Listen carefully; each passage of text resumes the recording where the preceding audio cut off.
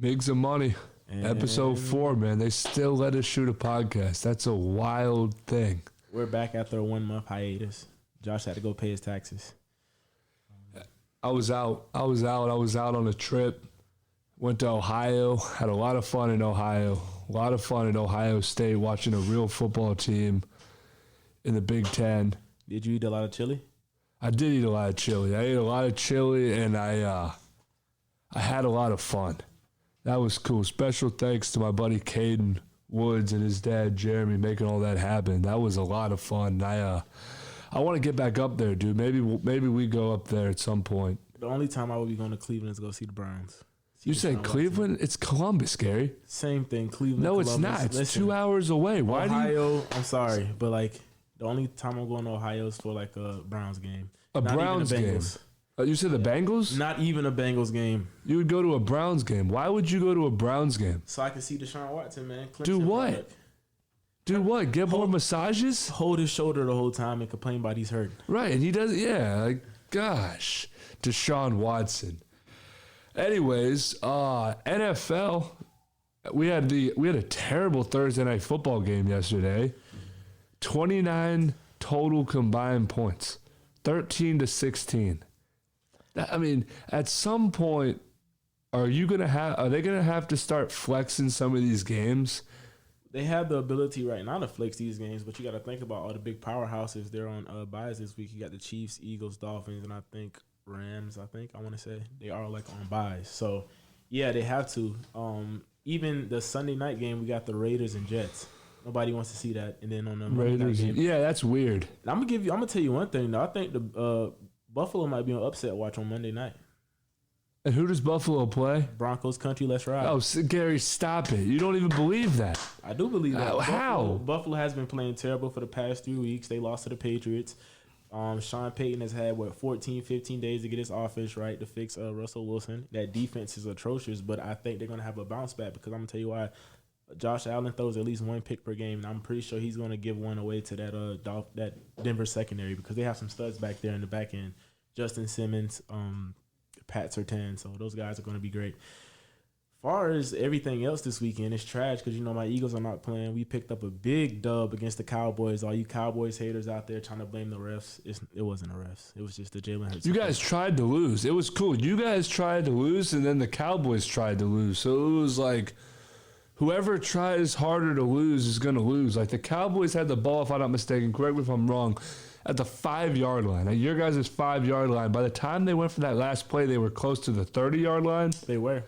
I mean, how does that work? So funny story, they had the ball 4 times in the fourth quarter at our own 20, and they didn't convert but one time. So the score was 17-14 at halftime. They ended up with 24 points. So that should tell you right there, are the Cowboys Super Bowl contenders? No. People get this notion of, like, I feel disrespected because we're 8-1, but the notion of the media will make it seem like we're 1-8. Everybody's disrespecting us. It's more about what did the Cowboys do wrong compared to how did the Eagles not come out there and dominate. People are giving more like attention to Dak Prescott and the Cowboys than they are the Eagles. I find that very disrespectful, and we're gonna put a handle to that in the upcoming weeks because we. Yeah, Gary. If I'm being honest with you, you guys play like trash, and I really mean that. How do we play like trash? I mean, you guys were. I mean, your secondary is atrocious. You guys don't have a secondary. You guys go out there every week and get a new cornerback from some random team that I'm like. You get what I'm saying? You guys keep rebuilding the secondary only to go out there. I think Dak had around 300 passing yards or something like that. He had 396. Okay, there you go. I didn't watch the. I didn't get to watch the game. I had a group project due. In one of my classes, but I was following it. It's the NFL. You don't need to watch every play. You just look at box scores. I mean, I do because you'll be well. You're an Eagles fan. My team won Thursday, right? How many people watched that game? A lot of people. A handful. A lot of people. Matt Canada was on the sidelines. How cool was that? I mean, he didn't do much. He's a terrible offensive coordinator. I want him fired. Fire Matt Canada, fellas. But yeah, I mean, honestly, Gary, I don't think you guys are locks to win the NFC. I really don't. So who would be your lock right now? No, I don't have a lock. I don't have a lock for the NFC or the AFC. I just know that you guys are not these clear-cut contenders the way that you personally and a lot of the other Fly Eagle Fly guys make the team be. You guys have been in 2 shootouts with the Washington Redskins. Okay. Division game, tough game. Right. Always. You guys lost to the Jets. They made every quarterback look normal so far. Okay. Cowboys, man. Cowboys had y'all at many points in the game. So what's the object of the game? To win or play great? No, you're right. But you guys aren't playing great. Okay, but you guys aren't playing great. We're winning the games, though. That's fine. You guys aren't playing great. So what's going to happen is you're going to get to the playoffs, and we're going to be in a situation where I don't know. I don't wish harm on anybody, so I'm not going to sit here and speculate on what I think could happen and what the downfall of the Eagles could be. However, I don't think you guys are locks to win the Super Bowl. But with that being said, no other team is. Like, the Chiefs don't look good. No. I thought the Lions were going to look really good, and didn't they go out there and lose to Baltimore? They lost to Baltimore. Yeah, they lost to Baltimore and they lost to Seattle. You know what I'm saying? So it's like, I don't know. And then we beat Baltimore, right? All the Bengal fans saying that they're just going to come back. I could see why the Bengals would say that because, I mean, the Steelers beat the Ravens and we beat the Browns. You get what I'm saying? 4 teams in our division would make the playoffs if the season ended today. But that's not going to happen because I think you guys are going to be the odd man out. I mean, that's fine. If you do not score on defense, you're like incompetent to win a game. That's fine. And it's sad. No, that's fine, Gary. Like, you're good at having opinions that aren't right. So, like, I mean, most of my opinions are right. You're great at having opinions that don't matter. I mean, come on, man. You don't how, Gary? That I don't. So you told me once upon a time that, hey man, I'm not. You said like you literally said these words to me. Hey man, I'm not gonna lie to you. Kenny Pickett's looking good, boys. Kenny Pickett hasn't done crap. I'm sorry. You have your star wide receiver wanting to fight Mike Tomlin on the side. That's fine. I don't need George Pickens, man. George Pickens is a drama queen. Like, the only thing the Steelers have proven to me on the offense is that they are good at racking up $25,000 penalties. Like, fines. True. Sorry, penalties, not fines. Kenny Pickett's a day-to-day guy. Like, you got to look at him game by game. You can't look at him overall and be like, okay, this guy's good, this guy's bad. I mean, you remember the night of the draft a couple years ago. I didn't want him. We stretched two rounds early for Kenny Pickett. You know how embarrassing that is? Only to, So, I'm not the biggest fan of him, but, we have a game manager who can't manage a game, and we have a offensive coordinator who doesn't utilize the middle of the field on pass plays. You get what I'm saying? Yeah, you have no talent for that though. Your O-line is suspect as best. We're developing. Matt Canada found out this weekend that we had a 6'7", 275-pound tight end named Darnell Washington. And I think that was the first time they met when Canada actually stopped eating Cheetos in the press box and actually went down and introduced his offense. That was cool. Well, I'm gonna put this as my closing statement. I don't think you guys win 9 games at all. Yeah, I mean, Gary, I don't agree with you. That's not true. Like, have you seen our schedule? I have seen. We're playing bums, and more bums. The only problem is, last time I said we were playing a bum, it was the Houston Texans, and they blew you out 31-6. Thank you, Gary. Glad to see you remember the score. Yeah, I mean, I don't really know. All right, so here's your upcoming schedule. Packers, that's a toss-up. Browns, toss-up. Bengals, that's a loss. Cardinals with Kyler Murray, that's a loss. Patriots, that's a toss-up. Gary, Kyler Murray hasn't even started playing yet. He's on Call of Duty, that's why. Okay, so don't tell me Kyler Murray's going to go out there and play against the Steelers when Kyler Murray is, eating pancakes on his mom's Wi-Fi right now. He probably is. Great. I don't need to know Kyler Murray. You're going to tell me Kyler Murray and the Cardinals are going to beat us when Kyler Murray hasn't played yet. That's not true. We're going to beat the Packers. Okay. We're going to beat the Browns. We're going to beat the Bengals one time. We play the Bengals twice. We'll beat them once. Hopefully. We haven't done that in a very long time. It'd be cool if we did. The last time I remember we beat the Bengals, and I'm not even kidding, was Devontae's perfect hit on AB. That was the last time we really dominated the Bengals. Since then, it's been really hard. I remember that one Monday night when Juju Smith-Schuster got his bell rung by some corner. And I think that was the last time you guys were ever competitive in that series. That was when he was doing Corvette the Dancer TikToks, and then he ran out to the middle of the field and got hit pretty hard. Is there more to talk about on NFL this coming weekend? I mean, because I don't really, like you said, no one important's playing. I have no storylines other than, I mean, Justin Herbert's playing the Lions. That's cool. I mean, the only thing I can say about Is he a fraud? Is Justin Herbert finally a fraud? Could you finally admit that he's a fraud? No, Justin Herbert is not a fraud. It's his coach. It's literally Brandon Staley. Brandon Staley has to be one of the worst coaches I've ever seen, bro. Like, he blew a 30-point lead to the Jaguars last year. He can't close out games. His defense is awful. His defense is ranked 32 in passing yards, pass defense. Like, give Justin Herbert Mike Tomlin, he's winning 5 Super Bowls. I don't think that's true at all. Hands down. Yeah, I really don't think that's true. I do have an NFL question for you, though. Go ahead. Is Justin Fields done in Chicago after this year? No.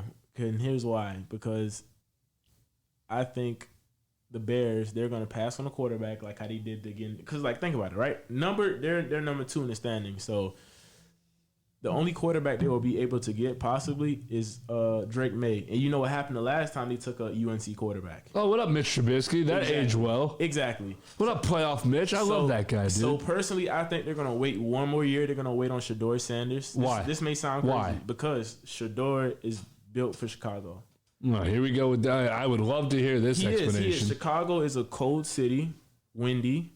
Colorado, cold, windy. You think about Gary, you've never been to the West Coast. How are you going to sit here and tell me that you know? All right, geography guy. I was smoking chronic with Dre. Okay. Yeah, that's fine. Have you? I mean, like, what? You're a Colorado. Like, I know you watch Coach Prime on TV, but don't sit here and try to explain the climate of Colorado. I mean, it's common sense. Colorado, high altitude, but I'm thinking he's built for that weather. But I think it's going to be Chicago. I think they're going to take him, and they're going to take what's his brother, Shiloh Sanders. Okay. So yeah, to answer your question, I think no, he's not done yet. But one more year, he's going to be done. Okay. Right. So I would take him in Pittsburgh. I've said that to you off record before, but I'm going to stick to what I said 2 podcasts ago. He's going to the Patriots. Who? Sanders. No. Oh, he's going to the Patriots for sure. I'm gonna give you a realistic idea, like far as off-season free agency. I think you guys, right? Get Mike Evans. No. Well, that could be possible, but you get Kyler Murray, and then you bring in Cliff Kingsbury. He's 5'5". I'd rather put my 11-year-old cousin at quarterback. You bring in Kyler Murray, and you have Cliff Kingsbury. You guys are Super Bowl contenders instantly. Cliff Kingsbury is not going to want to go to Pitt. I'm all for it. But that's going to require the Rooney family to actually run their organization and not make it seem like we're still in the 30s and 40s. And a side note, like, why does Mike Tomlin not black quarterbacks? I can't name one black quarterback. We used to have a black quarterback. Yeah. He was so bad that we made him our field goal holder. And who's that? I'm blanking at his name. It was number 6. Yeah, I know what you're talking about. Yeah, it wasn't. Well, do you consider Josh Dobbs to be a black man? I mean, yeah. Okay, Josh Dobbs was our quarterback at one point. He wasn't a starter. Charlie Batch. Charlie Batch was like 2004 when I was still in my father's That's not true, Gary. Yeah, he wasn't. Charlie, bless you. Big Ben went out there and, hit a woman and got suspended for 5 games. And Charlie Batch in 2009, 2010, if I'm not mistaken, was our quarterback, and we were 5-0. So, that was a fun time. Big Ben. Shout out Big Ben. He was really good at getting suspended. Yeah, a lot of allegations. Yeah, he was a big allegations guy. I wish we had more NFL to talk about this week, dude. But like you said, I don't really care. Like, I got UFC, which we're gonna get to later. By the way, we're gonna run through this college football slate first. Can we talk about the boys real quick? I mean, good Lord, the undefeated Florida State Seminoles, 9-0 right now. Arguably, this could be our biggest test. This next week is our biggest test until we get to Don't say Florida. Until we get to Florida. We have to go to Gainesville. Yeah, and my boy Alex LaCroix, I'm going to be home. I'm going to be home in Virginia. And oh my Lord, if we beat Florida, Alex LaCroix, if you're listening, I'm going to be reminding you. And I expect you to remind me if Florida wins, as I'm sure you will. You don't care about the Miami-Florida State game, do you? Florida State is overrated, but that's fine. I don't think you guys are getting to the playoffs. Okay. I'm still standing on that statement. Okay, so that's Oklahoma's going to jump you guys. Okay, Oklahoma fell off. Right, they lost to Kansas. Cool. Hell, you guys can lose. You can lose to Miami, or you can lose in the ACC championship. You lose one game, you're Gary, eliminated. who are we losing to in the ACC championship game? Could be Louisville. Louisville is a scary team. Gary, stop it. Okay. That offense has the ability to put up points. Your defense has not been good since probably the beginning of the year. No, the best game your defense probably played was LSU. We ran up and down on the field on you guys. Pitt almost had you guys until they flamed out. Well, you guys lost us.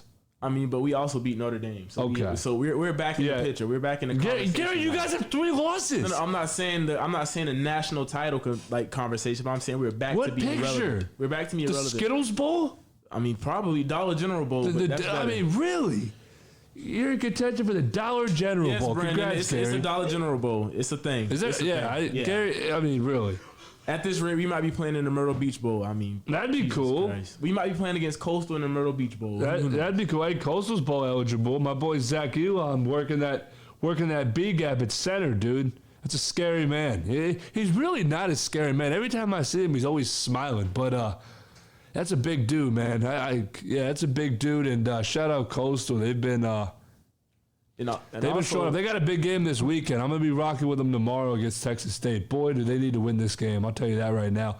But moving on to I assume this is the game of the week. Let's talk about it. Penn State, Michigan. So let's talk about that game, but I also want you to, I need your opinion on everything going on in Michigan right now.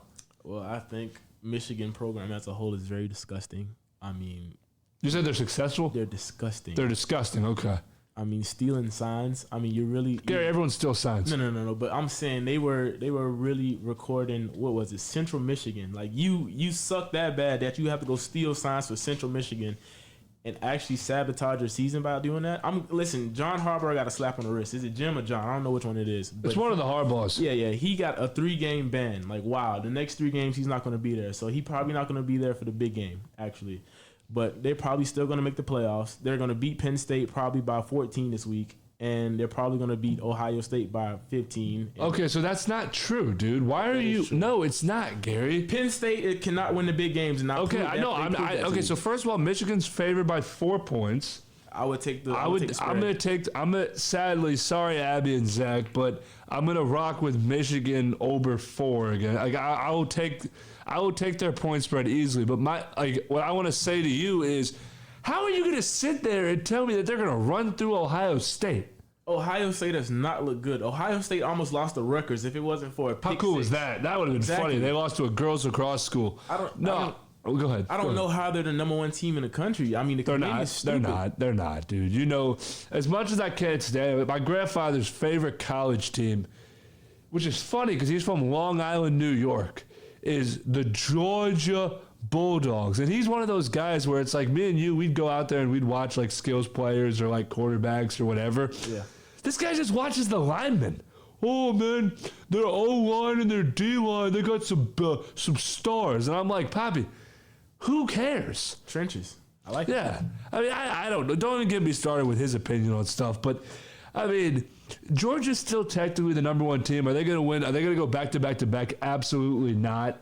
You know them boys in Tallahassee got something this year. I doubt you guys win the Natty, but I think nobody's not talking about them. But Alabama, man. Gary, stop it. Give me a break, dude. Just stick with Washington. If you said Washington, okay, maybe. I'm just saying, Bama's been playing good football this year, and if they win out, it's undoubtedly they're the number 1 team in the country. Gary, that's not true. If Alabama wins out, they would already have beat LSU, Ole Miss, Georgia, and Auburn. By the way, Florida State beat LSU too. Just pointing out there, but okay. No, but Gary, they lost to Texas.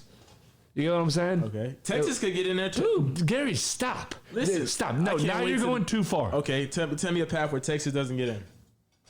Gary, if Washington wins out and Michigan loses to Ohio State, we're looking at a situation where it's going to be. I assume if the committee was smart, which they're not, Georgia's number 1.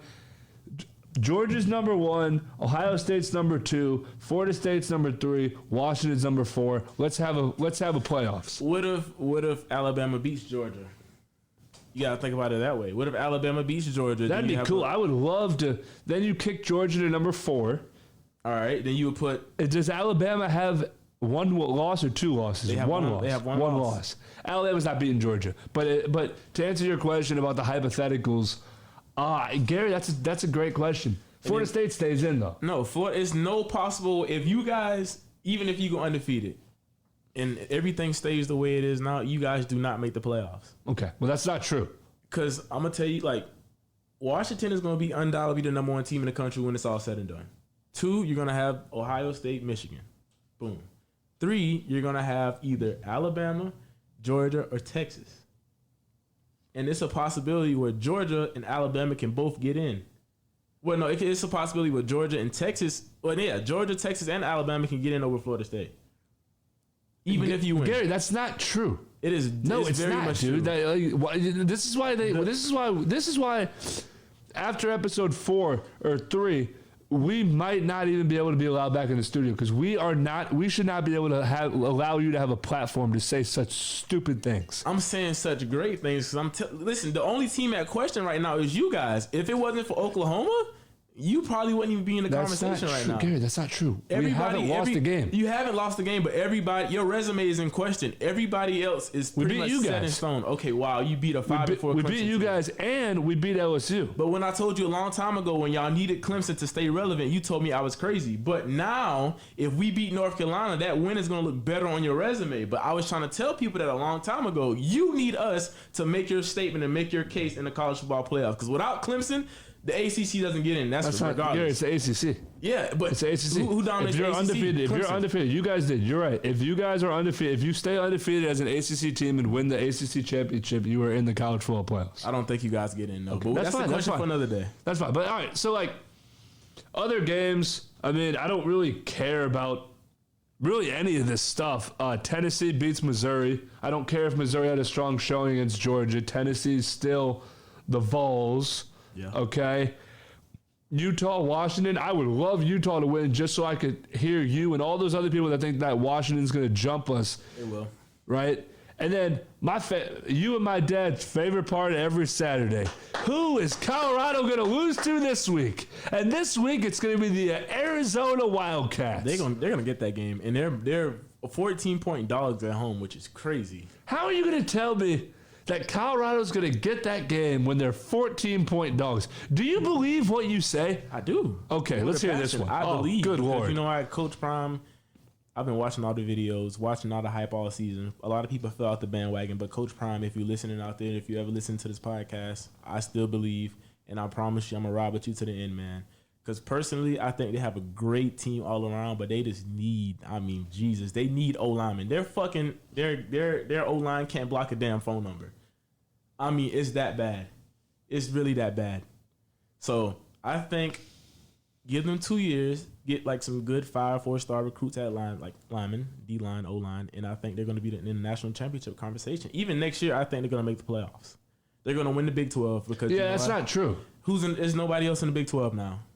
Everybody's gone. In the Big 12? They're moving to the Big 12 conference. Nobody's there. No Texas, no Oklahoma, no Oklahoma State. Oklahoma State's leaving too? Yeah, they're going to the Pac-12. Pac. They're going to Big 10. What was the point of Colorado's going to the Pac-12? They're just going to go to the Big 12. I don't know. I don't know. Okay, well that's weird, man. All right, but okay, so that's enough of Colorado. You guys we don't agree on that. But dude, before we get out of college football, I feel like our good friend Trey Pitts would be really, really mad at us if we didn't talk about if we didn't talk about Ole Miss Georgia. Does Ole Miss stand a chance? It's 9-2. Well, I came on this podcast like 3 or 4 weeks ago, banging the table to take Ole Miss plus 10.5, and they let me down. So I don't think Ole Miss is capable of winning the big games. Sadly, they're just like Penn State. They never can compete with their older brother. So no, to answer your question, I think they make it competitive into the fourth quarter. Do they have a chance? Yes. Do they win ultimately? I doubt it. Okay, that's interesting. Yeah, I think. What's the point spread on that game? The point spread on that game, Georgia's 10.5 point favorites. Oh yeah, I would get them to cover that 10.5. Really? Definitely. Yeah. Okay.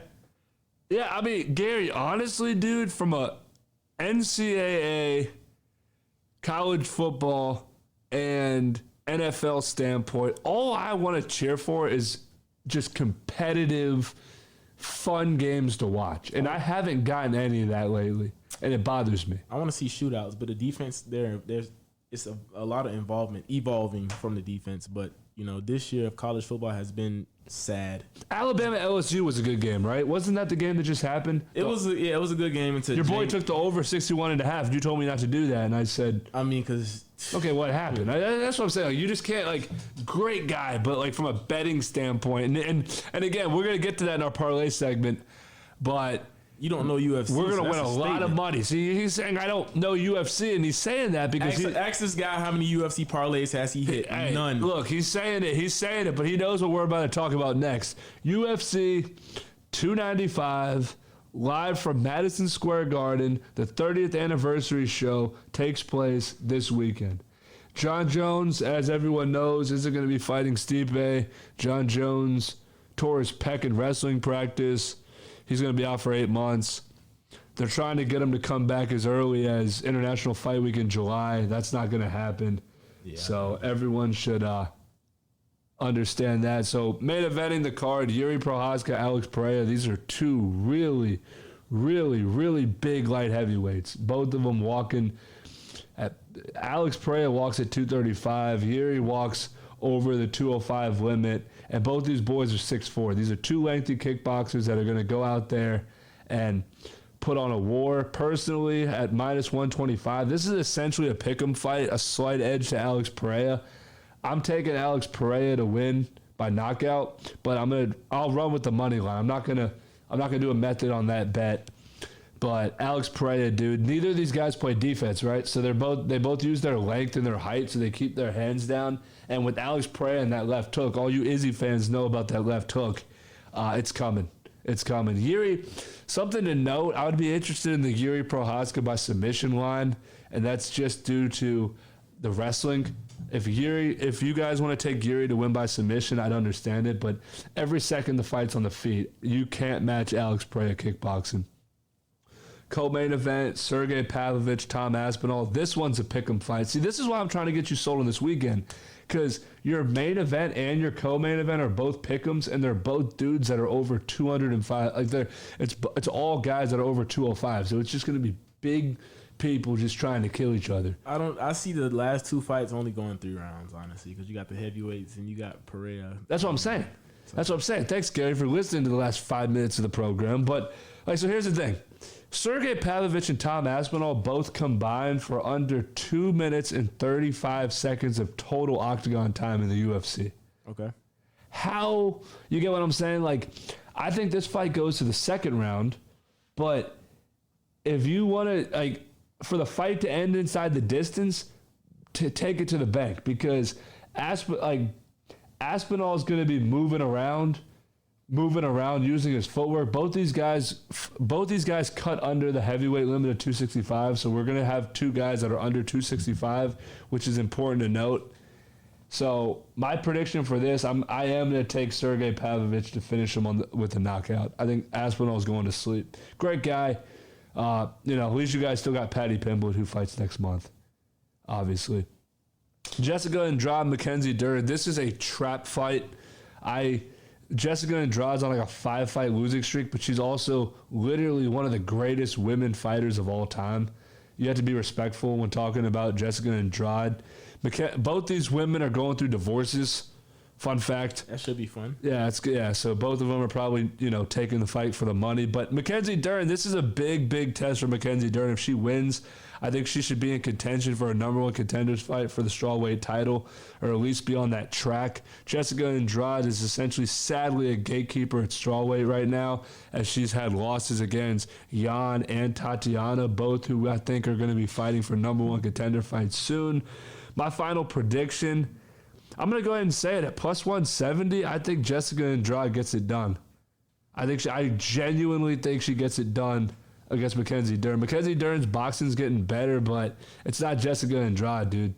It's not Jessica Andrade. So you think experience comes into play in that fight? I think experience for sure. And I think Mackenzie Dern, man, it's hard to be a Mackenzie Dern fan. She's a beautiful, beautiful, beautiful woman. Don't get me. Have you ever seen Mackenzie Dern? No, but all these UFC like fighters, the women fighters, they look like men. I'm sorry. That's fine. That's another opinion you have that isn't true. If you look at Mackenzie Dern when you have time, man. Oh my goodness. So Matt Frivola, Benoit St. Denis. I'm gonna ride with my boy Thomas Creed's pick. I'm gonna stick with Matt Frivola. He's knocked out Drew Dober before at plus 185, and then Diego Lopez, Pat Sabatini. This is another plus 100 to minus 120, and I'm gonna rock with Diego Lopez by submission because this is a submission guy. So UFC 295. Let's win some money this weekend. Gary, you could try to win some money too.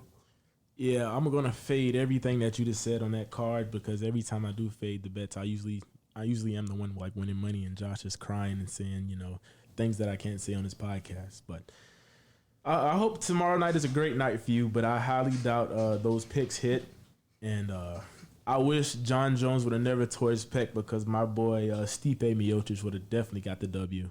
How, Gary? Stipe was a plus 370. I would have took that line too. I'm sure you did. But like, side note, right?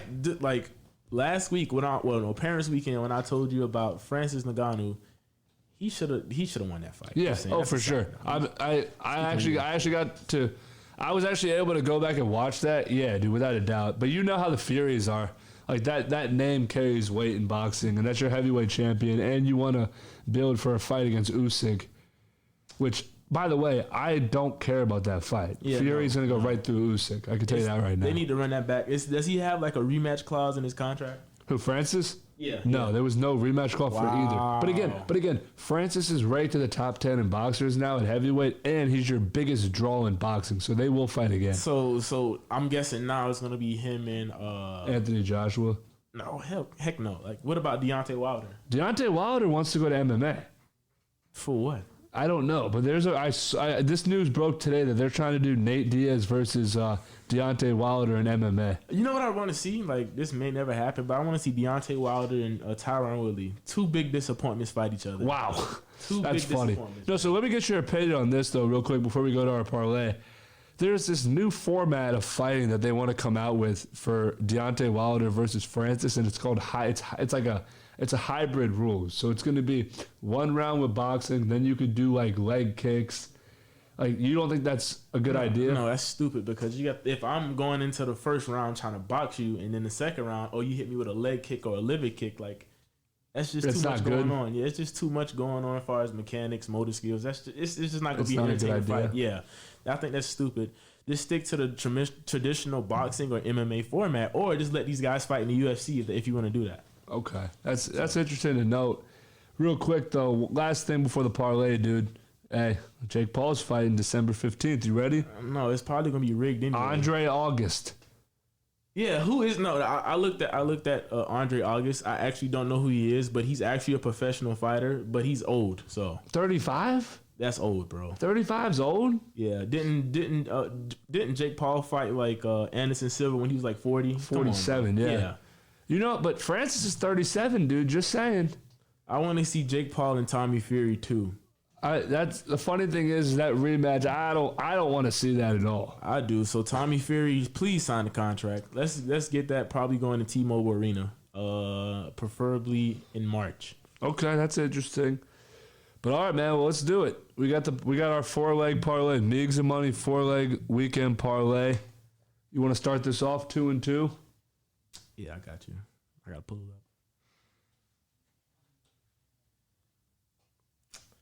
I'm honestly going to carry this parlay, to be honest, if we being honest. Yeah, just like you've done the last 3 times, not like we've never gone into a weekend with like, oh, Gary's leg saved us, right? Like, all right, guys, you may think I'm crazy, but this is an NFL parlay.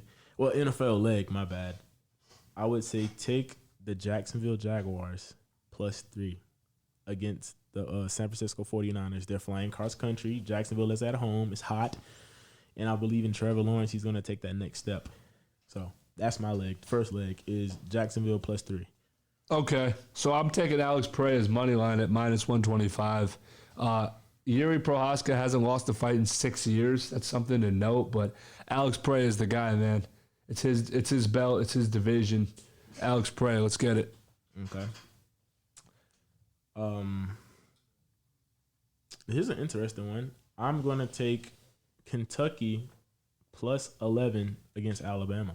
Kentucky plus 11 against Alabama. Weren't you just saying how great Alabama was? They are, but that's a good sneaky trap game. Kentucky has been playing very well up to this point. They just had a lot of bad calls late in games that ultimately lost them the games. But Kentucky plus 11. All right, and then my final leg, I'm going to make the motion, the baby shark motion. Women's MMA, Tabitha Ricci over Lupi Godinez at plus 150. Baby Shark's going to get it done, and we're going to win a lot of money. We're trying to win money. You putting plus money on these tickets that's probably not going to hit. But, I'm just saying. I mean, I've done it before, Gary. I might know a thing or two about MMA. You haven't honestly hit a parlay since you called me in July of 2021. That's not true. I just hit one last weekend. We have no proof of that. If my dad's listening, I mean, we were literally celebrating this. I was celebrating it with him on the phone. He probably didn't care, but I mean, we still got the job done. But shout out to you, Mr. Megan, putting in all these losing tickets every weekend and like putting up with this because I know it's a trouble. I know it's hectic. Listening to this guy trying to put in like method of victories. I want Sergio Pavlovich 5th round knockout submission. Like no, bro, traditional money line. But when Josh becomes an experienced better, then he will understand that there's more ways to bet than just taking like method of victory. Didn't your bookie like cut ties with you? Didn't he like block your number? True. No, that's not true. My bookie is sick right now. Shout out Brandon. Please, the other Brandon. That's your bookie? I have multiple bookies, but I can't say on this podcast. But obviously. Well, all right, y'all. Hey, Meigs Money. Oh, and one more thing though. Shout out Justin Burkhardt. Little Dirk. He just dropped the album today. So Justin Burkhardt, if you're listening, thank you, man. And we're gonna get you right in Philly, and I'll be up there next weekend. What happened with Burkhardt in Philly?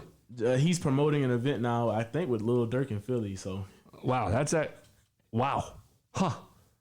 Look at that. Shout out Justin Burkhardt. Yeah, good for JB. Well, all right, y'all. Hey, Meigs Money. Another good episode. We're out.